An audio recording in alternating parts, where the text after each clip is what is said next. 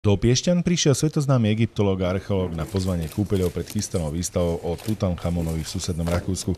Ešte predtým bývalý egyptský minister pamiatok a tiež riaditeľ archeologických prác v Gize, oáze Baharia a slávnom údolí kráľov roztlieskal študentov Univerzity Komenského prednáškou o svojich najvýznamnejších objavoch. Doktor Zahi je vlastne na liečení alebo na takom krátkom oddychovom týždni v Piešťanoch. Miluje prírodu, veľmi rád sa prechádza, samozrejme v Egypte nevidí takú zeleň, ako máme my v Piešťanoch, takže veľmi rád chodí na prechádzky do prírody.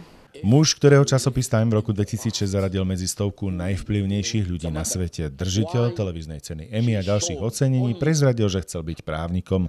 Všetko však zmenila jedna soška na prvých vykopávkach. Svoj povestný klobúk si však do Piešťan nedoniesol. Môj klobúk je v Egypte a keď prídete, tak vám ho veľmi rád darujem.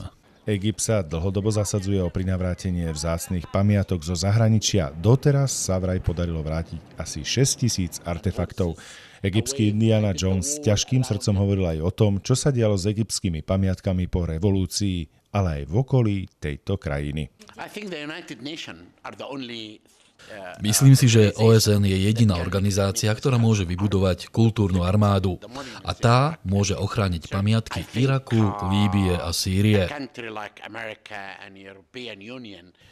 Európska únia by sa mala zasadiť o to, aby táto armáda bola jednotná. Odporca vedecko-fantastických teórií hovoril v Piešťanoch aj o stále aktívnej účasti Slovákov na výkopávkach pri Suezskom prieplave, ale aj o využívaní moderných forenzných technológií a metód ako CT a DNA analýzy v archeologickom výskume. Pre TV Vega Viliam Šuška.